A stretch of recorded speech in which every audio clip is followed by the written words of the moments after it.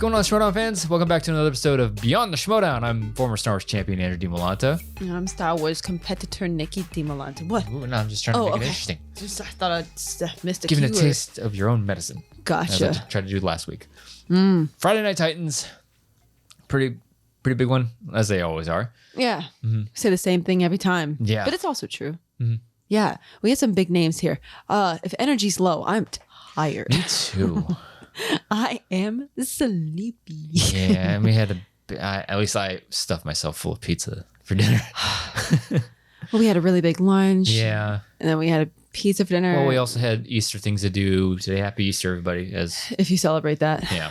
But yeah. My daughter woke up 3 times the night before, and She's just trying to keep it interesting. Yeah. You know, she's just trying to keep it spicy, keep you on your toes. yeah. So I was exhausted today, and I don't know. we're like hanging on. What's the line? We're tied to the end of a string. No, that's not it. We're hanging on the edge of I don't know. I'll cut this out.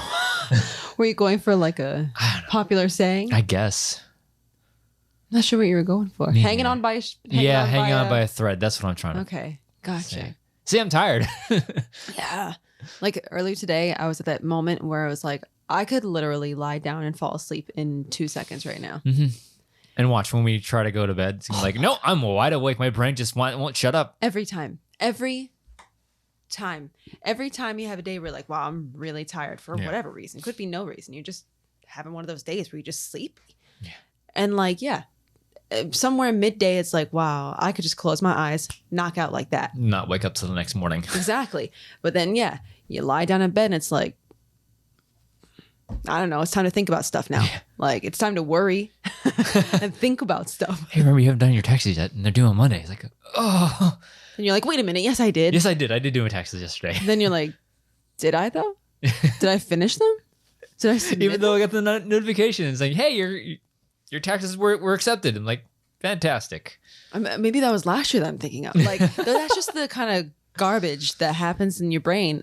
Maybe not everybody. Yeah. I don't understand how people live lives without anxiety. Tell me what it's like in the comments if that's you. I wish I knew.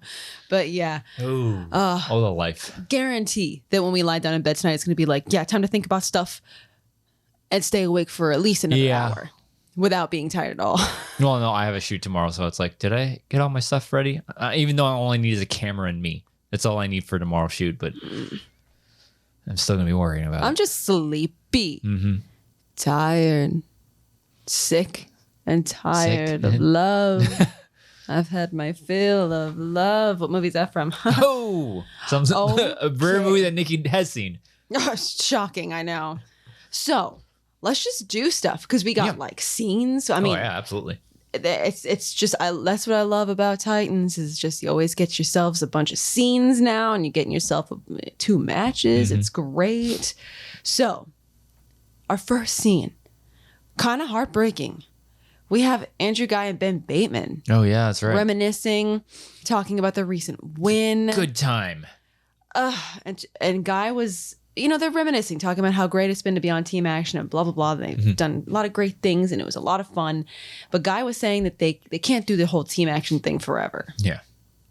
And, saying things like, well, Ben is a champion and, you got to focus on that and build those around you up and go get those belts and blah, blah.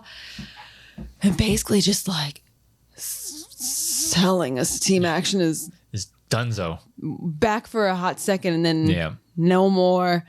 Could be a bait and switch. Probably not. I think that's just wishful thinking. I don't think it is because Guy is just great on the desk. I'm sure it's less of a headache for him. You don't have the pressure of competing. All you have is the pressure of, hey, read this question coherently. And the pressure of being on all the time. We shouldn't downplay it. They have the pressure of dealing with challenges and nuances of the game. It's not just reading the questions coherently, but you know what I'm trying to say. Yeah. You don't have to worry about studying if that's your shtick. I don't know. I would love to know how many singles competitors actually sit down and study. I would imagine. I imagine majority of them do. Once you get to a certain bracket, if you will, that you're doing some degree of preparation. But yeah, it's got to be a weight off your shoulders to be like, that was fun and all. And I popped back in, got myself a knockout, not just even a win, a knockout. And then be like, I'm going to go back to the desk. That was great. Yeah. So it's really sad because I love team action, but we're also like super lucky we got a homecoming return match, even if it was just the one time. Yeah. And that's why I said that as much last week. Like, yeah, I think that this is just preparing us for stuff like this to happen throughout the season. Exactly. Because it was a fun match. It's like this season you'll probably see, I don't know, maybe another like retired player come back just for one final match or just one fun match. It's like, all right, bye-bye. And that's the freedom of this, that's the freedom of this year's layout. Because while realistically, this probably is it for team action, the beauty of the season, the freedom of the layout is that if something were to happen and Guy was down, they could just pop out of nowhere and be like, "We're back, idiots!" You know, probably not, but it could be there, and that's kind of exciting to think about that it could happen. Probably not. Yeah. But yeah, so this was basically it was cool. We had a great run. But we did a lot of great things. Had a lot of memorable moments. We're not as young as we were when we came into the league. Yeah.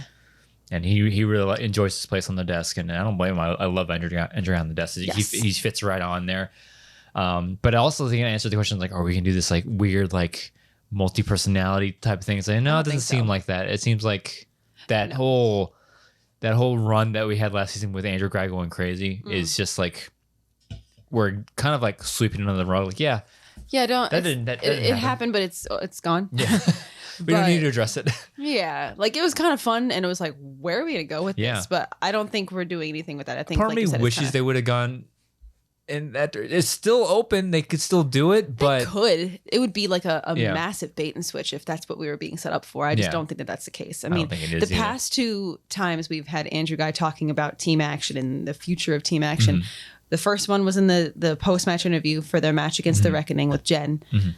And then this one with him and Ben. And it was like very much glasses off. I'm no longer dastardly debonair. I am Andrew Guy right now. Yeah. And it was like, absolutely, like, I'm not in character anymore. I'm talking very genuinely from the heart, or at least it seems so. He's a great actor. But I do feel like he was being genuine. So, yeah, I guess that's it. But also, like I said, very fortunate that we were able to see team action in action once again. That was a fun little gift. Yeah. So, but, you know, it happened, and better to have loved and lost than to never have loved before. So at least we had them while we had them. So then we had another scene where we got to revisit Mark Riley and Jacoby Bancroft. Riley's asking Jacob if he really wants to be on that grind of getting a belt. Yeah. And he's like, yeah. Yeah, he's like bringing up his own history. It's like, oh, your teammate leaves you and you're stuck around like with nobody. And it's like, ooh, I forgot how rough Riley's career has been. Yeah. I mean, it's always, like, you always look at Mark Fudge like, yeah, first champion. Lots of ups and downs. 2-time, like been on so many great teams. And it's like, you forget that like, really what he's been through is like, he's been so close to getting the team's belt and like, but 2-time champion, like we always look at it, it's like, oh, it's Mark Riley, but it's like, oh, he's had some rough times in NTS. Both ups and downs. Yeah, but I love Riley though. Oh God, love him. And so Jacoby's like, yeah, dog, I do. And so Riley's like, all right, come on, bro. They walk over. Oh, they just so happen to run into Winston and Klee. Haven't seen Winston a lot, so that was fun. Riley suggests that Jacoby and Klee play a match. And they're like, yeah, sure, let's do it. And so they shake hands and they accept. Yeah, it's very friendly exchange. The past couple of ones have been like, oh, I'm salty. I'm gonna beat you into the ground. Challenge you. Challenge you. This one's like, hey, jerk. This one's like, hey, you want to maybe answer some questions? My guy wants a match. She probably wants a match. Why not? We haven't seen Klee in a while. Yeah. Jacoby, you know, made it Riley into a manager. Yeah, eager to go. So yeah, a little eager little beaver. That's for damn sure. So they accept. Now we got ourselves Klee Sweet Tea Wiggins, and she's representing Swag. I think we already knew that. Yeah, I was just gonna say, like, was that ever formally announced, or was this kind of it? Yeah. I don't know. It's been 84 years. I don't remember. And she is going against the deal breaker, Jacoby Bancroft, who is basically he's a rogue player. He's just being managed by Mark Yodi Riley. Round 1. Klee missed a question about who doesn't appear in Alien something, one of the Alien movies. Films, yeah. And it was Patrick Wilson. And then she missed something about Toni Collette. Jacoby got a perfect round 1. Missed the bonus. So by the end of round 1, it's 8-10 in favor of Jacoby. Round 2. Klee goes, an interesting round 2 on both sides here. Klee spins Jennifer Aniston, and after much discussion with Winston, as much as she was allowed to in the time constraints, she decides to stick with it. By the way they were talking, I was like, I really think she's going to spin again, but I guess not. Wasn't exactly probably the round 2 that she wanted. 2-point miss, luckily for her, no steal. Multiple choice, thrice. Got 2, missed 1, and that 1 got stolen. Rough round 2. Jacoby goes, similar. Yeah. Round 2. He spins 2000s, kind of sits on it a little bit, decides to stick with it. Multiple choice, thrice, again. Missed 2, both were stolen, and got the other one. Now we're 14-16 in favor of Jacoby. So still a 2-point game as it was coming out of round 1. Oh, we'll talk about round 2 after we're done. So round 3, 2-pointer for Klee. Happy Madison and Adam Sandler. I don't understand this category. Happy Madison is his production company. Oh, didn't know that. Okay, that was the piece of information I was missing. Well, I'm like, why are we? Why is it a character plus the actor's name? Yeah, like, what are we? So it could be Adam Sandler movies or movies that have been produced by. Okay, didn't know that. Yeah. I thought that they were just listing a character and the actor. I'm like, that's kind of okay. That makes sense. Yeah. Which Happy Madison regular plays Dickie Roberts, a former child actor who shot to fame? On maybe in the 70s? It says on a 76. That doesn't make sense. In the film, Dickie Roberts' former child star, David Spade. She got it. 2-pointer for Jacoby. Harvard. Which actor known for his spoof comedies plays Dracula in the Mel Brooks film Dracula, Dead and Loving It? Leslie Nielsen. Got it. 3-pointer for... No. Pinterest. Here's some pins you might like. Baby stuff. Hard pass. I'm good. Been there, done that. Oh, okay, yeah. 3-pointer for Klee. Harrison Ford. Ford plays Sergeant Joe Gavilan alongside Josh Hartnett in what 2000s action comedy? Hollywood Homicide. Never heard of it. She got it. 3-pointer for Jacoby. You think anyone has ever called him like Jacoby? Jacoby? I bet. Maybe. I bet. Probably. Like Jacob. Jacoby? Yeah. Hey, Jack. Yeah. Jacoby? You can only imagine. With a G? With a G? Yeah. With some of the crazy things we've heard with our respective separate last names. Yeah. Yeah. I mean, sorry if you hear the thunder. It's storming outside. Do you think you can really hear? Maybe? I can hear it through my headphones, probably, which means it's probably being picked up by the mic. So if you hear thunder, Florida. You're welcome for the ASMR. 3-pointer for Jacoby. Gene Hackman. In what 1990s political action thriller does Hackman portray the President of the United States alongside Clint Eastwood and Ed Harris? Shout out to PLD. Absolute Power. I've even less heard of that movie than the other one. She got it. Wait, he got it. That was Jacoby. 5-pointer for Klee. Martial arts. Carla Gugino, Delroy Lindo, and Jason Statham appear in what 2000s Jet Li film? Ooh, I said one and I completely forgot about the answer. Yeah. I was like, oh, maybe this one? Because I know Jet Li and... You said a different one. I said a different one. Right. And then they're like, oh, it's the one. The one. I'm like, oh yeah, that's right. He was in that movie. Yeah. She made me a little nervous because I think she might have used a repeat or whatever. Yeah. But she got it. Good. Absolutely got it. Good movie. People kind of crap on it a lot. Really? Yeah. I mean, it's not a great movie, but I like it. Oh, I thought I heard you say that it was. Oh no, I really enjoyed the one, but it's very, how do I say this? Of its time. Fair. Yeah. And I think I told the story. Yeah, you could watch it and be like, oh yeah, this is from the 2000s. Yeah. Early 2000s. Especially with the VFX right now. Fair. But I really enjoyed it. Okay. 5-pointer for Jacoby. The Eastwoods. Credited as Scott Reeves, Scott Eastwood made his debut in this war film directed by his father. And I guess he was going between two movies. Which I think, I don't believe I've seen one of them. I don't think I've seen the other. I can't remember which one I saw. Unfortunately. He went with the one that it wasn't. Yeah. That one. The answer, from what I understand, I think they said flags of our fathers, and he missed it. So with that, 21-24 in favor of Klee, taking it home to Swag. Wow. Wowee. Yeah. Interesting round 2. It was. I thought that it was kind of a fun coincidence that they both seemed kind of not excited about their first spins, but they elected to stick with them. Yeah, it's one of these where it's like, oh, coulda, woulda, shoulda. But it's also hindsight, 2020 type of situations. Maybe they weren't crazy about the rest of the wheel. That's what I'm thinking. Because that's probably exactly what it was. I mean, why else would you stick with something you're not crazy about if not fear of getting something worse? Well, I mean, I think Jacoby said as much in his post match. It's like, oh, it's a very broad category. Yeah. But I think he was really relying on, I guess, getting questions that he can pull. But like those were usually that's what you rely on. Yeah. Yeah. But yeah, it kind of sucked. You know, both of them had kind of a similar round 2. Yeah. Both went to multiple choice 3 times, and Klee, it was fortunate for her that he didn't get that steal. That might have made the game play out a little bit differently. that sucks when especially it was a 2-point miss. That was just points just sitting out on the table, that sucks when you can't pick those up. Yeah. So, and I don't know. I mean, I already deleted the end score, but I don't know if that steal would have made it like, you got this. He lost by 1 or 2.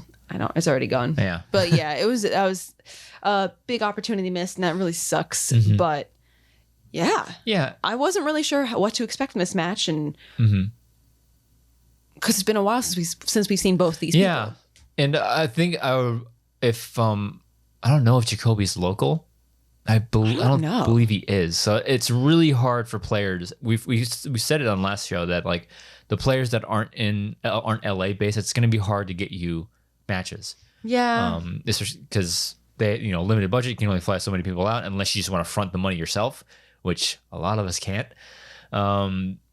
So who knows? I would like to see him again, especially if that dynamic between him and Riley. I was really hoping to see Riley in the managerial role because I don't know if he wants to compete and this be a fantastic place for him to keep him involved. But I don't know what's going to happen.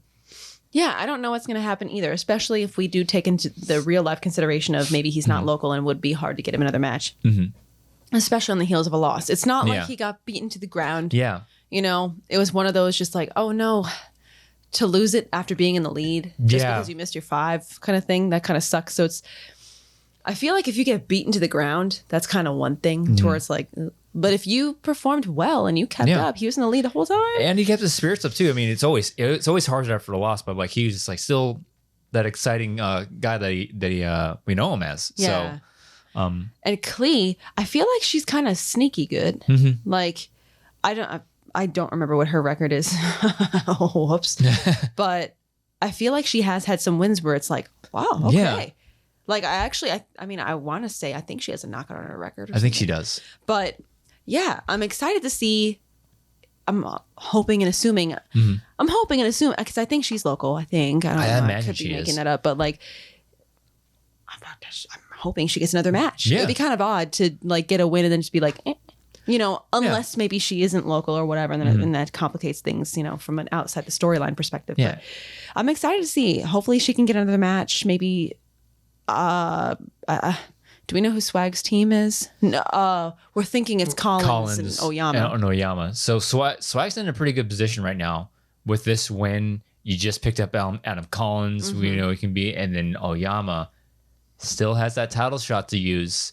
We'll see what he does with that. Who knows? Because dude's all the way over there in Hawaii. Yeah. So yeah, from a real world perspective, it's kind of like, what does that mean? So I don't know. Because it would kind of suck to like use it, and then it's like, well, you're out here, let's film this match too. That's what's gonna happen now. I don't know, but anyways, back to Klee. Hoping we get to see her again because she's a fun personality. I feel like she has one of those personalities where she's just kind of easygoing, goes with the flow. She's good at what she's doing. She was down the entire match, but. And we've said it a million times before. We see people down the entire match. He just phoned it in, yeah. And they just, they might kind of lose steam, be like, I don't know. And they just kind of, she could have, I mean, I don't know how solidly that 5-point answer was in her head, or if it was kind of like the one, or if it was like, no, it's the one. I'm not really sure, but it would be easy to be like, yeah, and she seems to fit really well on Swag too, because that's that kind of attitude that Swag has, and a very easygoing type of situation. So yeah, and she brings just a fun, chill energy to the match. So I feel like we've said a million times before, again, that sometimes that is nice. This was a very fun, lighthearted match. Jacoby has that like eager beaver, I'm here to have a good time kind of, attitude. And then Clee's there like, I got my tea, I'm okay now. Like, it was just a fun match. So, and I'm excited to see, hoping that we get to see both these people again, assuming Clee probably has a little bit more of a leg up. Yeah. She just took home the W. But yeah, excited to see where they end up and how they could possibly fill into. Maybe we'll see them in Free For All coming up soon. Maybe we'll see them in soon. Tournament. Maybe get another cutscene with Riley cutting shrubbery. That'd be fun. Weird as hell, man. So after that, we had a cutscene and we had Mike and Shannon. They're talking about the upcoming match with Paige. And then the fan favorites appear. Like a street gang. I like the whole, like, oh, they just seem to come out of nowhere. And the camera just whip pans over. It's like, oh, and they're all just posing there. It's actually pretty great. Yeah. Like corny, cheesy, but I'm assuming that's exactly what they're going for. Yeah. I think that's the vibe of the fan favorites. Just the the tropes of the posing for the camera, like freeze frame type stuff at the end of movies. Breakfast Club style. It's pretty good. It fits the vibe, and I'm okay with that. Yeah. But yeah, they kind of just appear, and Paige and Mike, they're doing their trash talk as they would. And Mike says, he's got his IG belt, he's had the team's belt, but he hasn't had that singles belt yet. Yeah. And Shannon says, an interesting thing that this kind of set up is that they're trash talking. Mike's doing his thing. He's one of the best there is at trash talking. And then Shannon just kind of says like to herself, like, if you don't have anything nice to say, don't say it at all. And then she just tells him, you know what, guys, have a good day, or whatever she says. Yeah. And as they're walking away, the fan favorites make fun of Mike for not having his own name on the back of his jacket. And they're like, well, how's he gonna know what his name is? Like, because like Paige has Boss and Badass in the back of hers. Yeah. I think does Paul have the Paul Preston or whatever? I don't remember. I don't think JT. But anyways, that was fun. And you got Adam Witt with his shirt that always says, fan favorites. So yeah, I liked it. That was a lot of fun. But it was weird and interesting to see Shannon start to do this kind of, well, not start. She already kind of had been. But to see her really rounding a corner kind of, and it's like, oh, what? Yeah. What's happening? Yeah, and we'll talk more about it with the final cutscene too. Yeah. So they were just doing their normal thing, trash talking leading up to the match. I'm gonna beat you. I know you're not. Yes, I will. So now we have our main event, our overcard. Mike. Oh God, I haven't said it in a long time. The Killer. Yes. Okay. All right. Mike the Killer Kalinowski representing corruption. And the Boston Badass, Paige Frabetti, representing the fan favorites. Round 1. Paige missed something about John Voight.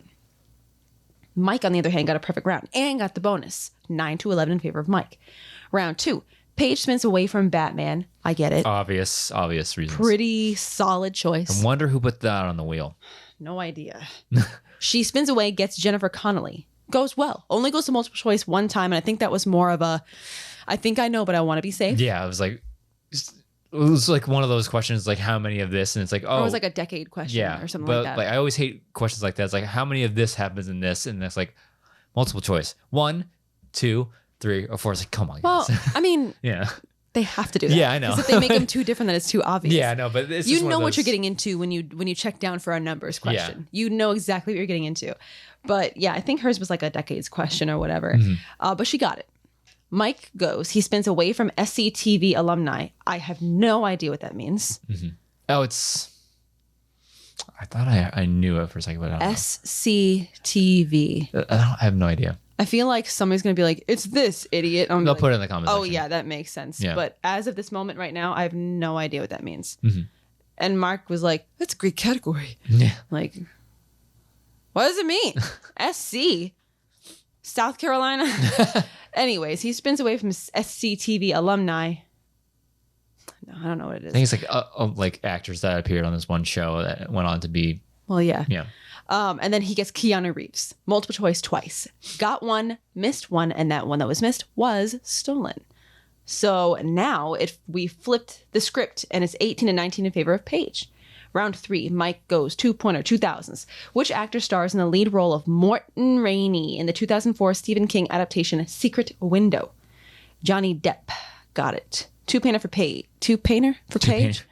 2-pointer for Paige. Sly and Arnie. In what 1990s Arnold Schwarzenegger film will you find him playing himself, a cop named Jake Slater, and the Shakespearean character Hamlet?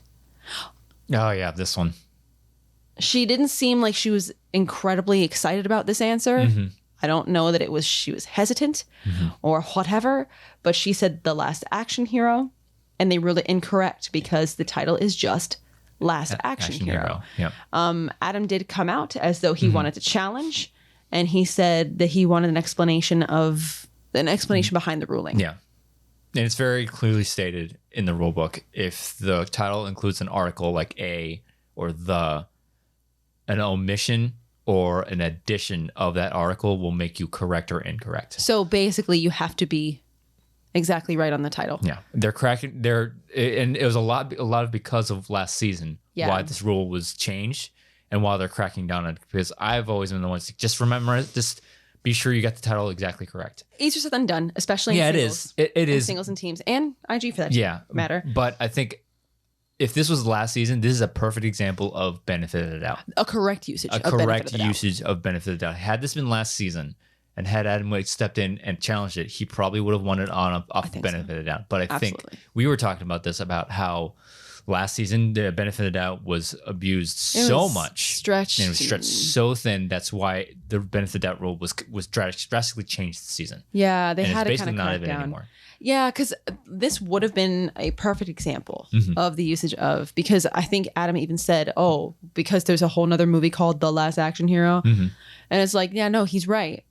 And this would have been a perfect example of benefit of the doubt. But because it was used and a little abused last season to where it was really, people were kind of reaching for some things.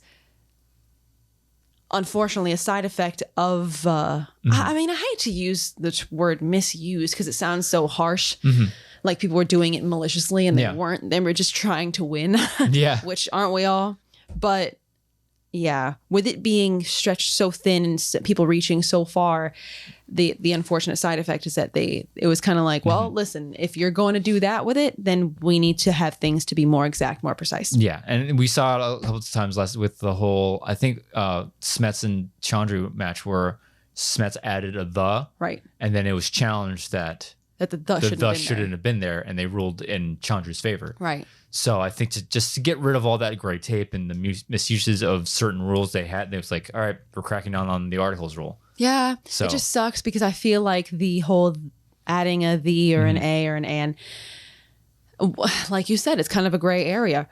Raya and the Last Dragon, or whatever the incorrect answer was. Raya and the Last Dragon is the actual title. But I forget. I can't remember what she did, but I think with the articles, I think it's at the beginning of the title is where they're really cracking down. Yeah. So. Yeah, because changing something in the middle of a film kind of might change. Yeah. But if you just kind of have an article out front, it's kind of like, well, unless it's, unless there literally is another The Last Action Hero and Last Action Hero. Perfect example, Last Jedi. The Last Jedi. Right. Star Wars The Last Jedi is the official title. If you said The Last Jedi, you know what I'm talking about. But technically, according to the new rule, I'm wrong. So. I wonder if they would do that in Star Wars Division. Considering the narrow scope. Yeah. Again, I don't know. Because then it could be like, hey, you didn't say Star Wars Episode 8, The Last Jedi. There's like at least 3 different ways that it's widely acceptable to call a Star Wars movie. You could say Episode 8. You could say The Last Jedi. You could say Star Wars Episode 8, The Last Jedi. For Empire Strikes Back, you could just say Empire. Yeah. And people know what you're talking. Return, Revenge. Yeah. So, I mean, I know we're kind of going off on a Star Wars tangent, but like. I imagine the rules would apply even if it's in a narrow scope like Star Wars. So that's just, I'm assuming, just to be completely safe. Yeah. Just make sure the title is correct, especially with IG as well, with the franchise movies like Harry Potter and the Prisoner of Azkaban. You don't have to spell out Harry Potter. You just say the Prisoner of Azkaban. Yeah. Or the Goblet of Fire. I don't know. Yeah. So. But yeah, so the incredibly liberal use and sometimes misuse of the benefit of the doubt rule last season led us to this point. Unfortunately, it's fortunate in certain situations. It's unfortunate in a situation like this, I think, because this would have been benefit of the doubt. Exactly, and that's why I'm saying, like, it's not like I hated the benefit of the doubt rule. No. I just it wasn't clear enough. It was a little bit too widely open for interpretation. Exactly. So unfortunately, the rule, tighten it up. Yeah, the rule is still in the book. It's just not what it was last season at all. It's not like the close enough rule. Right.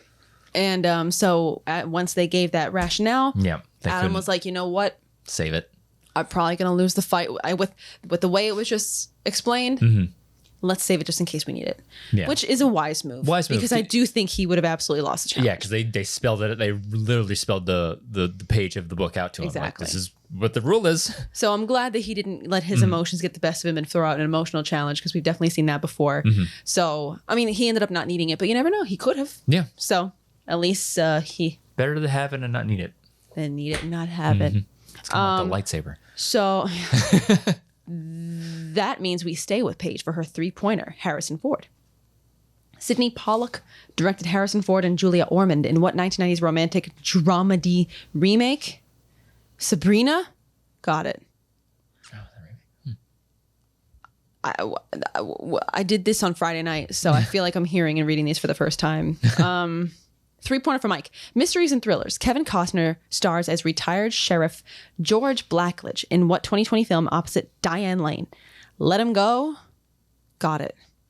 5-pointer for Paige. Okay, down to the fivers. Here we go. New releases. What 2021 dramedy features supporting performances from Judi Dench, Ciarán Hinds, I think. And Jamie Dornan. Belfast. Got it. 5-pointer for Mike. Horror. The character of Amanda Young, played by Shawnee Smith, appears in what horror franchise?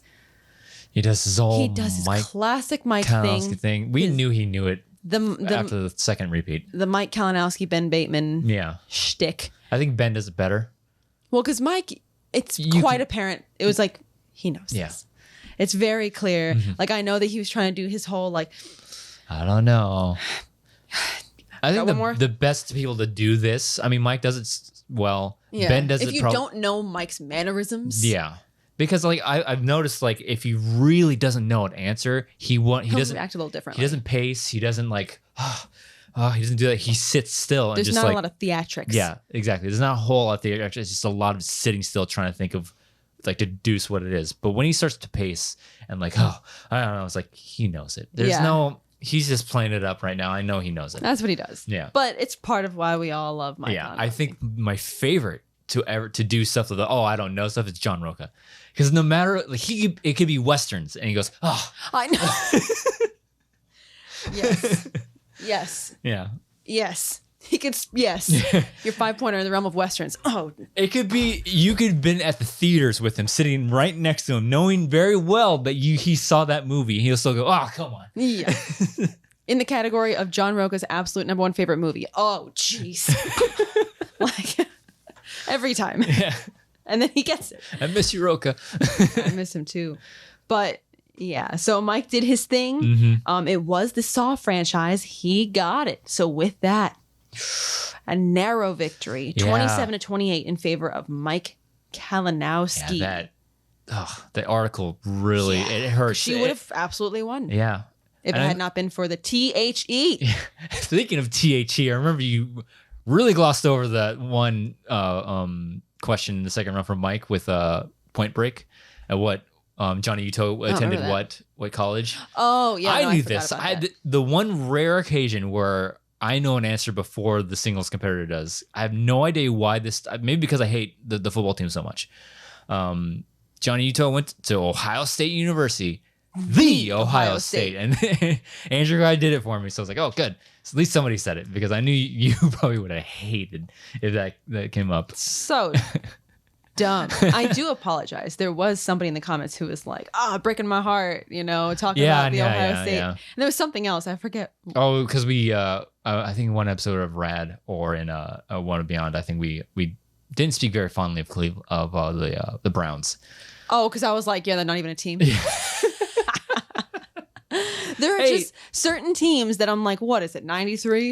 There's like that was the last time they were relevant, right? I mean, in pro football, everybody hates the Patriots. I'm starting to unless you're from New England, then it's your religion. Starting to be that way with the Chiefs, unfortunately. But in college, it's top of the leaderboard for teams I just can't stand. Ohio State and UF. And Alabama for that reason. Yeah. Yeah, that's like very top of the list. This is like... There's certain schools that I find obnoxious just because of a couple things. Yeah. But yeah. Yeah. Yeah. Living in Florida, being UCF alums, everybody. If you didn't go to UF, you hate UF. Well, UF... Even though, my entire family went to UF, aside from me. Whatever. My brother went there too. It's whatever. I applied and they denied me, and so they can suck it.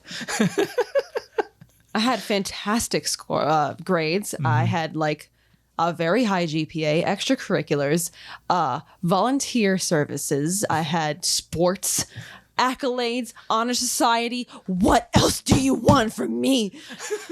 They didn't want me. They denied me, and I was like, "Oh, I'm sorry, baby girl. The dog was under the table. I scaled her. I'm sorry." It's underarranged that we let her in here. Oh, it's okay. Mommy made a loud noise too. I'm sorry, my love. Are you gonna jump up on me now? Probably. I'm sorry, my love. You're so sweet. Here she comes. Get in on the camera. Oh, it's okay. I'm sorry, sweetness. Oh, it's okay. I'm sorry. Mommy just got denied from being a gator, and she's still salty about it. Hey. Became a knight, and that turned out pretty well for us. Hey, man, black and gold are way cooler colors than what red or orange, blue and orange. Cool. Great color scheme. Black and gold is just cool. It just looks cool. Oh, my UCF hat isn't in here. I don't know. Nor my jersey. Darn. Black and gold. Yeah. You know what I'm saying? There's a reason why Beyond's colors is black and gold. Anyways, I don't understand why they denied me admission is what I'm really trying to say. I really don't understand. But also, I'm glad because I don't really think Gainesville would have been my cup of tea. Mm-hmm. So, Orlando has fared better for me. Mm-hmm. But where were we? Oh, Ohio State. Yeah. Ohio State. Yeah. Yeah. UF's annoying. No, but I'm saying like that was the rare occasion I was like, for some reason, Ohio State stuck in my head when I watched that movie. And all these years later, even though I only saw the movie like maybe once. Yeah. I was like, oh yeah, you went to Ohio State. Duh. The Ohio State. That's how you remember it. Yeah. Because I think Mike said UCLA. Maybe. Yeah. Those California types. UCLA is something. It's Los Angeles, Los Angeles, yeah. University of Central Los Angeles. UCLA. I don't know what it stands for. Oh, I can't remember. University of Central Los Angeles. Clearly. Let's see. UCLA. I'm gonna hit myself because it's like, no, it's definitely like UCLA. University of California, Los Angeles. Yeah, that's what it was. Yeah. That's a dumb name. It always goes city, state. Why are we going state, city? If anything, it should be ULAC. University of Los Angeles, California. Whatever. Don't get me started. At least they don't call themselves the UCLA. Maybe they do. I don't know. But yeah, you did know that answer. Mm-hmm. I didn't. I was surprised. I was like, wow. I forgot about that. Every time something like this happens with a match that like, maybe like a top name competitor doesn't get a question that I know, it's like, oh, pat myself on the back for the one time that it happens in like a year. One every about 500 questions. Yeah. Where I'm like, I knew that one. Yeah. Maybe once every 100. I do have a feather in my cap that I asked a question. I think I've mentioned this before, that I asked a question to several competitors.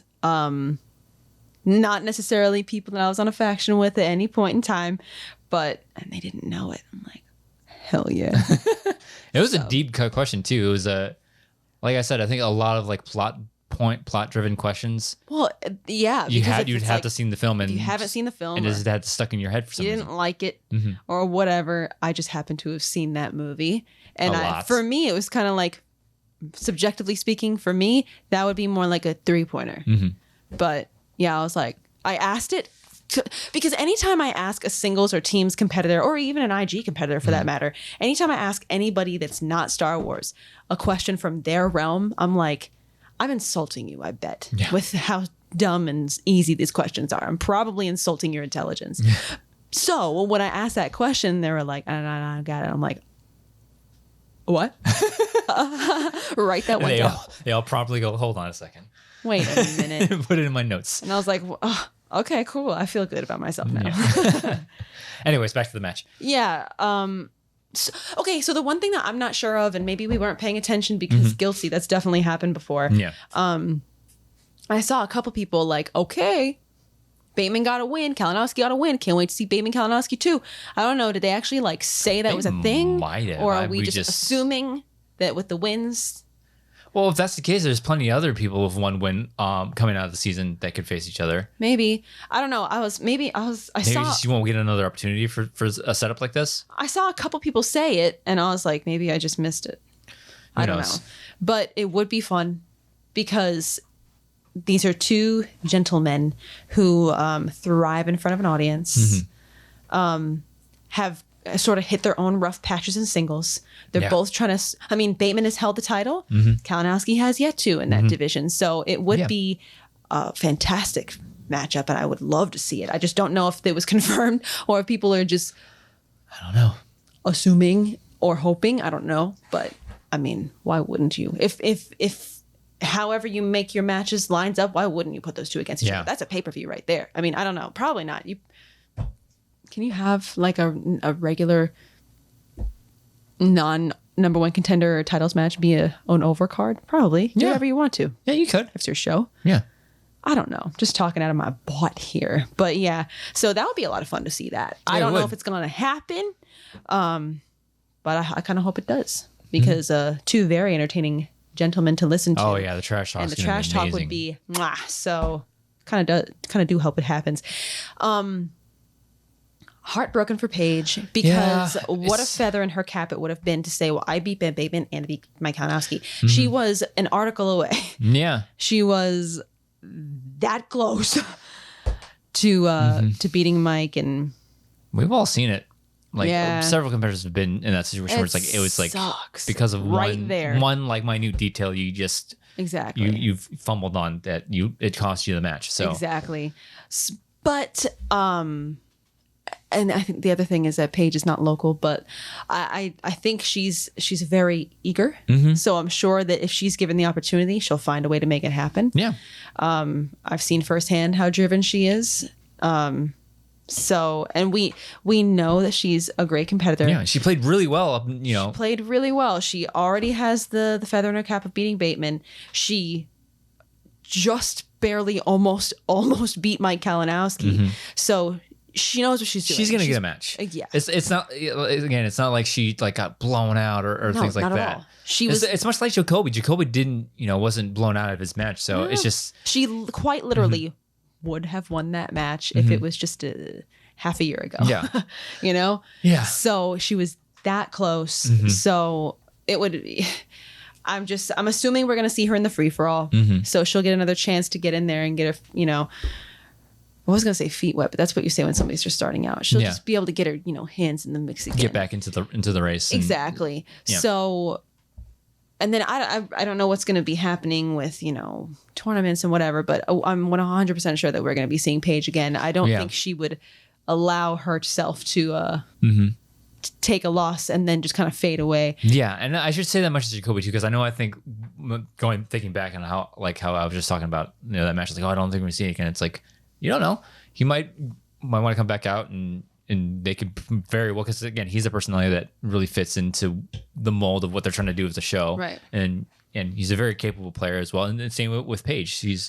I love that she is just got this confidence that's like just unshakable confidence. Love it. Yeah. I absolutely love it. And she's a wonderful, wonderful lady. So I can't wait to see where the cards fall for her. Not that I'm hoping we're gonna see her again. So I'm just excited to see what path she forges for herself, because I know that she's gonna get back into the mix. One loss is not gonna, one loss isn't gonna be like, all right, well, I guess it's it. I guess it's a wrap. No, it just means that she's gonna be that much more fired up for next time, especially coming that close. So I don't know if for sure we're seeing Kalinowski Bateman. Hope we do, but it could be good. I love watching both of them play, so I don't even care what happens, just as long as we see them. And then after that match, the stars walk out. Ooh. And I think the best part of this walkout was that we didn't hear the phrase "don't trust anybody." I think that was the highlight of the entire scene. It was getting a little like... It's getting a little redundant. And we get it. We the get whole it. Talking like this. Don't trust anybody. Like, I'm just like, okay, let's mix it up a little bit. Anyways. I know you got more notes than that. So they walk out. Let's hit a couple more of them. And Roxy says that, and she's got Chandru, Ethan, and Nick behind her, Nick Harley. And one of the downfalls of not being local, because we know that Alex Damon was there in spirit. Yeah. And he would have fit into what she was saying here because she points at Chandru. She goes, he's a champ. Ethan, he's a champ. Nick, he's a champ because he was the first FCL champ. And I kind of wish they would have just pointed over and be like, and Alex Damon right there in spirit is a champ. Because, he's there too. But she says that Chandru, Ethan, and Nick, they're all champions and they will be wearing belts soon. And then the next thing you know, Chandru takes the mic. Hey, you're all morons. Ethan takes the mic and, I'm gonna do it again. I'm gonna do it all again. I've done it before and I'm gonna do it again. And I do it again. And then Nick takes the mic. It's one of my favorite. I forgot about that. One of my favorite TikToks ever. Best. And the one you showed me wasn't the original. No, it's you're hard pressed to find a voiceover that's better than the original sometimes. Yeah, that one, like, it added because the original one was kind of like, that's funny. It was kind of weak. But the second one, the one that dubbed over it, or not dubbed over, I want to find a different word for lip singing. I know, because I do a lot of that on my page. Mouthed along. Somebody put a comment in the comment section and come up with another phrase, because a lot of stuff that I do it's lip syncing to audio. In any case, that one. Nick takes the mic and he announces that he and Ethan are going to be a team, and that's an interesting dynamic. For sure, it's like, okay, but then again, Nick was partnered with Jacoby, and they did well. They did very well. And so partnered that with Ethan Irwin, the likes of somebody like Ethan Irwin, a multi-time champion across 3 divisions. That's what he said. He's been very successful at over 3 divisions. And Nick says, that's the last comment from Mr. Irwin at this time. And then Roxy's all like, okay, if you want to talk to them, you're going to need an appointment because they are the appointment. THE appointment. Crazy about the name? I mean, I guess it's because Mr. Irwin, he's kind of got that like boss CEO-ish type air to him. And if you're going to talk to him, you're going to need an appointment. So I guess maybe I'm not a fan. I don't know. The name. But they are the appointment, and you're going to need one to talk to them. And then Roxy challenges Eric Gertler. I guess he was a star in the past.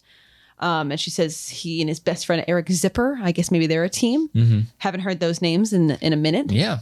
So she just kind of plucked those names out of the air and says, we're challenging you to a match. So there we go.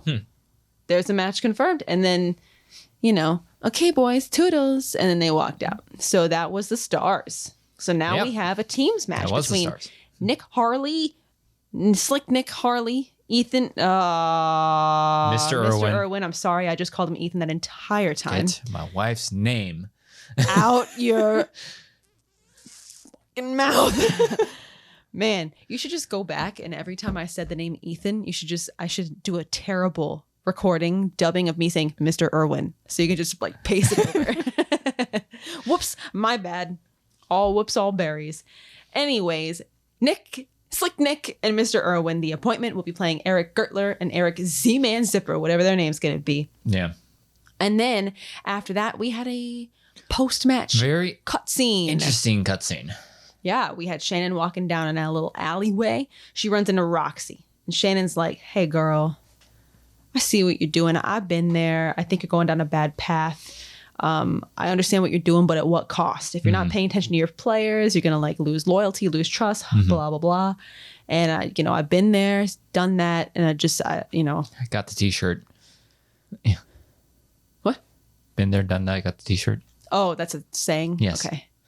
Haven't heard that too much. I thought when you said got the t-shirt, I was like, I thought you meant faction champs or something like that. But you're just You're just talking about like common phrases. Yeah. And Roxy's like, keep that to yourself, because I'm gonna go out there and I'm gonna win championships, and I don't care what you say, kind of thing. Thanks, honey bunny, but no thanks. I'm gonna go get me some straps. And then she walks off. And with that, I'm going to go ahead and say Shannon, I guess, is no longer a heel, is the way it seems we're being steered. That's what it seems like. I think a lot of what they're trying to do is like she basically burned herself by letting Adam Collins slip through her fingers. And now she's like, oh, maybe I need to stop doing these like mind games. And the whole queen of corruption type of attitude isn't working. And look what it got me. It lost me one of the top players. Yeah. So maybe that's what they're doing. It makes total sense if that's the angle. Yeah. So, but it's weird because it's strange. We're so used to seeing fierce. I mean, not that she's not fierce still, because homegirl's fierce no matter what she does. But like, it's weird to not see like Queen Shannon. Yeah. You know? We haven't, ever since she took that crown off. I don't really ever think we've seen her with it on since. I think we have. Maybe she wore it out at the match. I don't remember. Yeah. I don't know, but. Yeah, it is strange, especially when you got Mike Kalinowski on your team. He's got a real sharp edge to him. Yeah. So chance, that matter. Yeah. I mean, and I think a lot of it has to do with Marisol. Like, I don't think. Well, I feel like Marisol maybe is keeping her grounded, because Marisol's never been a heel. Not totally. Yeah. I wouldn't say at any capacity really. She just goes out there and does her biz. You know. I don't think she's ever been a heel. Maybe I'm wrong, but I don't think so. But maybe I would say Adam Collins had tendencies because he had his own flavor of trash talk. And Marisol was never like, I'm going to get you. She was more just like, matter of fact, justice, you know, that kind of thing. So it was always more like confidence in myself rather than I'm going to get you kind of thing. So I don't really think that she was ever a heel. So maybe that's kind of rubbing off on Shannon, you know? Yeah. Here's Marisol. She was breaking all these barriers. Yeah, two-time defending champion. Through those glass ceilings and everything. And maybe that's helping to ground Shannon throughout, you know, the loss of Adam Collins from the team. So I don't know. It's weird to see. And with the turning of Shannon, the apparent turning of Shannon, the rise of Roxy, I guess, as the heel. So yeah, because I think we've mentioned this before. Like every season needs the heel, the bad guy. Chandra is definitely. I think we were setting him up for that last season with he's the heel, but like he needs to be part of a team of heels. So I think that's what the stars are starting to be set up to be, because I think in seasons past, it was definitely corruption was that faction easily. Now I think they're starting to switch to where it's like, all right, we have all these characters now that are supposed to be really edgy, especially Chandra on that team. Yeah, I think the stars is starting to become that like mayhem. Want to watch the world burn? Yeah, exactly. Just like going down a dark path thing. So I think that's what I think they're trying to swap out corruption as the team that everybody just can't stand, to the stars becoming that and filling that role. Yeah. So yeah, We'll see what happens. I mean, interesting. Very interesting. Yeah, it is kind of like, I want to see Shannon all for glory. I know. But I just keep my wife's in like that kind of attitude. Yeah. So I'm just like, God. Oh my God. Love that side of Shannon. Can you imagine if they had you saying that just in my head, just like imagine like an IG championship. Mike's coming out there. He's putting a belt on the line. Whoever he happens to face, the other manager says something about Shannon, and he just grabs the mic and he's like, "Get my manager's name." Oh my God! Just like slaps the other manager. Can't do that. There's children in the audience or whatever, but that'd be pretty funny. I just thought of that. Not gonna happen. No, but it's funny to think about. I think they've steered away from the physical like aspects of things. I think there's 4 instances of the Schmoedown getting physical, because Andrew guy tackled Rocco, the table, the chair, and then the slap. Yeah, I think there's only 4 instances where like physical like physicality has come into Schmoedown. I think I actually talked about this. Christian, he's like, yeah, we're not doing that. We don't want to like. That's not really what the show is. Promote physical altercations. Yeah, violence is not. It's it doesn't have a place in movie trivia. Yeah, it was fun at the time. It was, but I understand. Yeah, but yeah, it fit perfectly with the Andrew Guy chair bash because like they're in Booker T's, they're in a physical ring. Come on. Yeah. So, was it Ben hit Andrew or Andrew hit Ben? Ben hit Guy. Okay. Yeah. Yeah, because when Andrew tackled him through the table, I was like, oh my God, Ben's poor back. Yeah.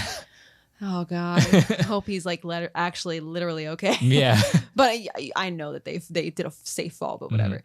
But yeah, so we are basically confirmed to be having a teams match between the Appointment and Gertler Zipper. That might be the overcard. I don't know if we're guaranteed for a Bateman Kalinowski. If we are, I missed that announcement. I don't know when it happened, but I will gladly take it. So yeah. At least we, I know for sure we got half of next. As always. As always, yeah. That's the formula. That's the formula. Yeah. So. Shut up, stupid! We'll get there one day. We're almost like, I mean, isn't it weird to think that we're. No, I'm getting ahead of myself. I was going to say almost halfway through the season, but I'm getting a little ahead of myself. We're nearing the end of April. Nearing the midway. Yeah. We're a quarter of the way through the season. I mean, celebration is almost here. Just a little over a month away. Yeah. Oh boy. Very excited. I am. Yeah. So. Yep, yeah. That's going to be this coming Friday. Titans, tune in if you haven't. Love the format. Yeah. So. Yeah. Can't wait. Yeah, we'll go ahead and end the show here. So, Star Wars competitor Nicki Dimalanta, where can they find you online? Twitter. You can find me on Twitter at Dimmy, DIMMMYYY. As for me, follow me on Twitter and Instagram at Drew Dimalanta and on TikTok at Rogue Leader Drew. You can, if you're listening to this on audio form, please follow, feed, and rate us. It's been a long day. Yes, it has. Watching on YouTube, like, comment, subscribe, and click the bell icon in the lower right-hand corner and see when we do things on the YouTube. Which is, of course, Radcast. We did put one up last week. Sorry for the lull in Rad. Whoops. We're going to try to do more of those because I always forget how much fun Rad is. Yeah. Just shooting the breeze. It's just a matter of being like, oh, right. You remember? Let's do one. Yeah. Especially since we've been recording other things, which is also going rogue. Yeah. So last week we had on... Look at that segue. Yeah. So last week we had on Laura Kelly. Fantastic episode. Thank you so much for her for coming on and talking to us about Star Wars Celebration and just Star Wars in general. But this coming Wednesday, I have another TikTok friend, Alderaan Places, cosplay, just a whole big Star Wars fan. So it's a lot of fun. Go check that out when it drops on Wednesday. So it's a really fun episode. Maria? Yes, Maria. Maria is her actual name. Her username is Alderaan Places. So that's a fun username though.